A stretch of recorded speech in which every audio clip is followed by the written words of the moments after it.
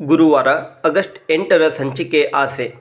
ಸೂರ್ಯ ಅವರು ಪ್ಯಾಸೆಂಜರ್ನ ಹತ್ತಿಸ್ಕೊಂಡು ಬರ್ತಾರೆ. ಪ್ಯಾಸೆಂಜರ್ಗೆ ಕಾರಲ್ಲಿದ್ದಾಗ ಒಂದು ಕಾಲ್ ಬರುತ್ತೆ.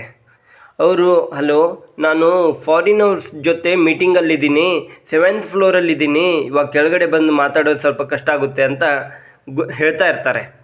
ಆಗ ಸೂರ್ಯ ಅವರು ಕಾರು ಓಡಿಸ್ತಾ ಹೇಳ್ತಾರೆ, ಇವಂದು ಮನೋಜರ್ ಥರನೇ ಪಾರ್ಟಿ ಇದು ಅಂತ ಹೇಳ್ತಾರೆ. ಹಾಗೆ ಬರ್ತಾರೆ, ಕಾರ್ ಬಂದು ನಿಲ್ಲುತ್ತೆ. ಅವರು ಲೊಕೇಶನ್ ಹೇಳಿರ್ತಾರೆ, ಪ್ಯಾಸೆಂಜರು ಅಲ್ಲಿ ನಿಲ್ಲಿಸ್ತಾರೆ. ನಿಲ್ಲಿಸಿದ ನಂತರ ಎಷ್ಟಾಯ್ತಮ್ಮ ಅಂತ ಕೇಳ್ತಾರೆ. ಅವರು 300 ರೂಪಾಯಿ ಆಯಿತು, ಚೇಂಜ್ ಕೊಟ್ಬಿಡಿ ಸರ್ ಅಂತ ಸೂರ್ಯ ಅವರು ಹೇಳ್ತಾರೆ. ಆಗ ಪ್ಯಾಸೆಂಜರ್ ಬಂದು ಇಲ್ಲಿ ಮನೋಜನ ಹತ್ರ ಬರ್ತಾರೆ. ನನ್ನ ಫ್ರೆಂಡ್ ಒಬ್ರು ಇದ್ದಾರೆ, ಇಸ್ಕೊಂಡು ಬರ್ತೀನಿ ಅಂತ ಹೇಳ್ತಾರೆ. ಇಲ್ಲಿ ಬಂದು 500 ರೂಪಾಯಿ ಇದೆ ನನ್ನ ಹತ್ರ, ಚೇಂಜ್ ಇಲ್ಲ, 300 ರೂಪಾಯಿ ಅಂತೆ ಕೊಡಿ, ನಾನು ಕೊಡ್ತೀನಿ ಅಂತ ಹೇಳಿ ಮನೋಜನ ಹತ್ರ ಇಸ್ಕೊಂಡು ಬಂದು ಸೂರ್ಯನವರಿಗೆ ಕೊಡ್ತಾರೆ. 300 ರೂಪಾಯಿ ಕೊಡ್ತಾರೆ. 300 ರೂಪಾಯಿ ಕೊಟ್ಟ ನಂತರ ಆ ದುಡ್ಡನ್ನು ನೋಡಿ ಕಿಶಲ್ಲಿ ಇಟ್ಕೊಳ್ತಾ ಇರ್ತಾರೆ ಅವರು, ಸೂರ್ಯ ಅವರು.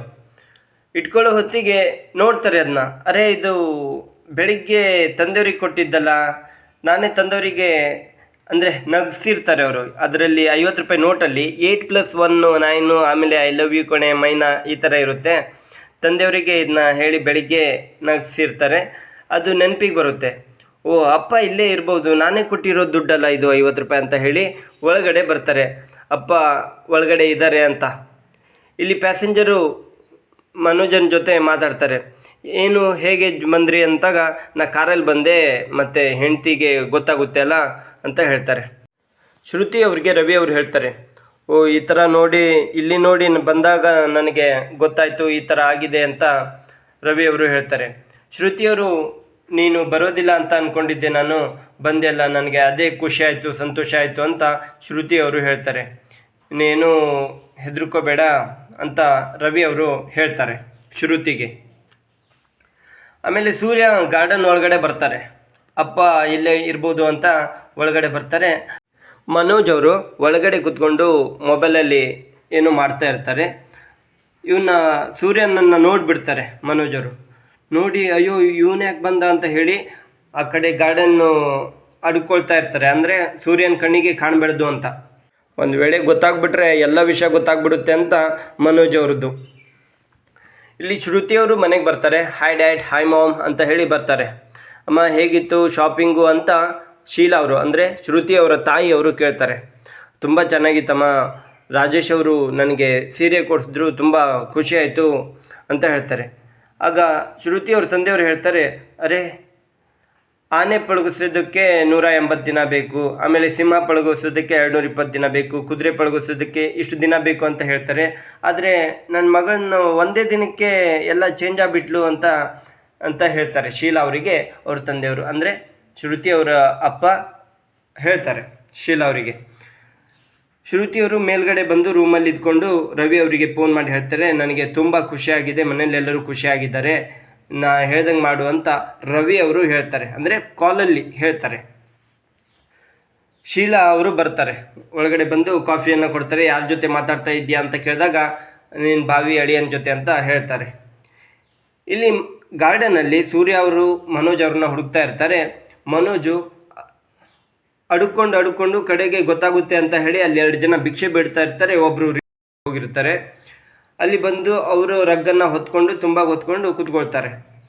ನೋಡಪ್ಪ ಯಾಕೆ ಕೆಮ್ಮ, ಮತ್ತು ನೋಡಿ ನೈಟಿ ಗಿಟಿ ಹಾಕಬೇಡ ಅಂತ ಹೇಳ್ತಾರೆ. ಅಂದರೆ ಸೂರ್ಯ ಅವರಿಗೆ ಮನೋಜ್ ಅವ್ರ ಮುಖ ಕಾಣೋದಿಲ್ಲ, ರಗ್ಗನ್ನು ಹೊಚ್ಕೊಂಡಿರ್ತಾರೆ. ಅವರಿಗೆ 100 ರೂಪಾಯಿ ಕೊಡ್ತಾರೆ. 100 ರೂಪಾಯಿ ಕೊಟ್ಟು ಏನೋ ಮಾತ್ರೆ ತಗೋ ಅಂತ ಹೇಳ್ತಾರೆ. ಅಲ್ಲಿಂದ ಹೊರಟೋಗ್ತಾರೆ. ಮನೋಜ್ ಅವ್ರ ಕಡೆಗೆ ಅವರು ಹೋದ ನಂತರ ಎದ್ದೇಳ್ತಾರೆ. ಆ ತಟ್ಟೆಗೆ ಹಾಕಿದ್ದು 100 ರೂಪಾಯಿನೂ ಬಿಡೋದಿಲ್ಲ, ಅದನ್ನು ತೆಗೆದುಕೊಂಡು ಹೋಗ್ತಾರೆ. ರೀ ಇದು ನಮ್ಮದು ಅಂತ ಇನ್ನೊಬ್ಬರು ಕೂತ್ಕೊಂಡು ಅವ್ರು ಹೇಳ್ತಾರೆ, ರೀ ನಿಮ್ಗೆ 10 ರೂಪಾಯಿ ಕೊಡ್ತೆ ಅಂತ ಹೇಳಿ ಹೋಗ್ತಾರೆ.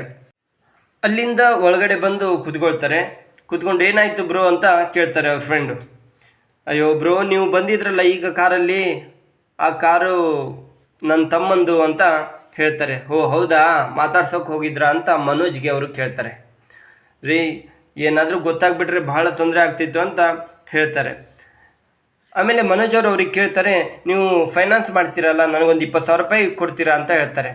ಅಯ್ಯೋ 20,000 ರೂಪಾಯಿ ಕೆಲಸ ಆಫೀಸ್ ತೋರಿಸಿದವರಿಗೆ ನಾನು ದುಡ್ಡು ಕೊಡಲ್ಲ, ಅಂಥದ್ರಲ್ಲಿ ನೀವೇನು ಕೆಲಸ ಇಲ್ಲದೆ ಇಲ್ಲಿ ಕೂತ್ಕೊಂಡಿರ್ತೀರಾ, ಆದರೂ ನಿಮ್ಮ ಜೊತೆ ನಾನು ಊಟ ತಿಂಡಿ ಎಲ್ಲ ಶೇರ್ ಮಾಡ್ಕೊಂಡಿದ್ದೀನಿ, ಹಾಗಾಗಿ ಕೊಡ್ತೀನಿ ಅಂತ ಹೇಳಿ ಬರ್ತಾರೆ. ಒಂದು ಬುಕ್ ತೆಗಿತಾರೆ, ಅದರಲ್ಲಿ ಹೇಳ್ತಾರೆ ನೀವು ನೋಡಿ ನಿಮ್ಮ ಹೆಸರು, ಫೋನ್ ನಂಬರು, ಅಡ್ರೆಸ್ಸು, ಆಮೇಲೆ ನಿಮ್ಮ ಹೆಂಡತಿ ಹೆಸರು, ಆಮೇಲೆ ನಿಮ್ಮ ಹೆಂಡತಿ ಏನೋ ಬ್ಯೂಟಿ ಪಾರ್ಲರ್ ಇಟ್ಕೊಂಡಿದ್ದೀರಲ್ಲ ಅದರ ಹೆಸರು ಬರೆದು ಕೊಡಿ ಅಂತ ಹೇಳ್ತಾರೆ. ಅದನ್ನು ಬರೆಸಿ ಮನೋಜ್ ಅವ್ರ ಪಕ್ಕ ಹಿಡ್ಕೊಂಡು ಅದನ್ನ ಫೋಟೋ ಹೊಡಿತಾರೆ. ಇದ್ಯಾಕೆ ಅಂತ ಕೇಳಿದಾಗ ಸಾಕ್ಷಿಗೆ ಅಂತ ಅವ್ರು ಹೇಳ್ತಾರೆ. ಆಗ 20,000 ರೂಪಾಯಿ ಕೊಡ್ತಾರೆ. 20,000 ರೂಪಾಯಿ ಕೊಟ್ಟು ಎಣಿಸ್ಕೊಳ್ಳಿ ಅಂತ ಮನೋಜಾಗೆ ಹೇಳ್ತಾರೆ ಅವರು. ಇಲ್ಲಿ ರಾಜೇಶ್ ಅವರು ಶ್ರುತಿ ಅವ್ರ ಮನೆಗೆ ಬರ್ತಾರೆ. ಬಾಳಿ ಅಂದರೆ ಅಂತ ಹೇಳಿ ಶ್ರುತಿ ಅವರ ತಂದೆಯವರು ಬಾಗಿಲ ತೆಗೆದು ಒಳಗಡೆ ಕರ್ಕೊಂಡು ಬರ್ತಾರೆ. ಇಲ್ಲಿ ಫೋನ್ ಮಾಡ್ತಾ ಇರ್ತಾರೆ. ಶ್ರುತಿಯವರು ರವಿಗೆ ಕಾಲ್ನಲ್ಲೇ ಇರ್ತಾರೆ. ಅವಾಗ ಶೀಲಾ ಅವರು ರೂಮಿಗೆ ಹೋಗ್ತಾರೆ. ಯಾರ ಜೊತೆ ಮಾತಾಡ್ತಾ ಇದ್ದೀಯ ಅಂತ ಅಂದಾಗ ನಾನು ರಾಜೇಶ್ ಜೊತೆ ಅಂತ ಹೇಳ್ತಾರೆ. ಶೀಲಾ ಅವರು ಶ್ರುತಿಯನ್ನು ಕೈ ಹಿಡಿದು ಏಯ್ ನಿನಗೆ ಮಾಡ್ತೀನಿ ಬಾರೆ ಅಂತ ಹೇಳಿ ಹೇಳ್ಕೊಂಡು ಬರ್ತಾರೆ. ಹೇಳ್ಕೊಂಡು ಬಂದು ತೋರಿಸ್ತಾರೆ. ಆಮೇಲೆ ರವಿ ಅವ್ರ ಜೊತೆ ಮಾತಾಡ್ತಾರೆ. ಏಯ್ ಪೊರ್ಕಿ, ನಿನಗೆ ಹೇಳಿದ್ನಲ್ಲ ನಿನಗೆ ಕಾಲ್ ಮಾಡಬೇಡ, ಮಾತಾಡಬೇಡ ಅಂತ ಹೇಳಿ ಮೊಬೈಲನ್ನು ಕಟ್ ಮಾಡಿ ಹಿಡ್ಕೊಳ್ತಾರೆ. ಏಯ್ ನೀ ಕೆಳಗೆ ಬಾರೆ, ಆಮೇಲೆ ನಿನ್ನ ವಿಚಾರಿಸ್ಕೊಳ್ತೀನಿ ಅಂತ ಹೇಳಿ ರಾಜೇಶನ ಹತ್ರ ಶ್ರುತಿ ಅವರನ್ನು ಕರ್ಕೊಂಡು ಬರ್ತಾರೆ. ಕರ್ಕೊಂಡು ಬಂದಾಗ ರಾಜೇಶ್ ಅವ್ರು ಹೇಳ್ತಾರೆ, ಶ್ರುತಿ ಏನು ಶ್ರುತಿ, ನಾನು ಸೀರೆ ತೆಗೆದುಕೊಂಡಿದ್ದೆ, ನಿನಗೆ ಇಷ್ಟ ಆಗಲಿಲ್ಲ ಅಂತ ಹೇಳಿ ಹಾಗೆ ಬಂದುಬಿಟ್ಯಾ ಬಿಟ್ಟು ಅಂತ ಹೇಳ್ತಾರೆ. ಆದರೆ ನಾನು ಆ ಸೀರೆನ ತೆಗೆದುಕೊಂಡು ಬಂದೆ ಅಂತ ರಾಜೇಶ್ ಅವರು ಹೇಳ್ತಾರೆ. ಆಮೇಲೆ ನಿನ್ನ ಕೈ ಕೊಡು ಅಂತ ಹೇಳ್ತಾರೆ.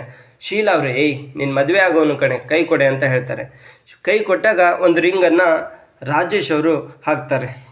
ರಿಂಗನ್ನು ಹಾಕಿ ಬಾಯ್ ಅಂತ ಹೇಳಿ ಅಲ್ಲಿಂದ ಅವರು ಹೊರಟೋಗ್ತಾರೆ. ರಾಜೇಶ್ ಅವರು ಹೋದ ನಂತರ ಶ್ರುತಿಯವರು ನನಗೆ ಸ್ವಲ್ಪ ಕೆಲಸ ಇದೆ, ನಾನು ಹೋಗ್ಬರ್ತೀನಿ ಅಂತ ಹೇಳ್ತಾರೆ.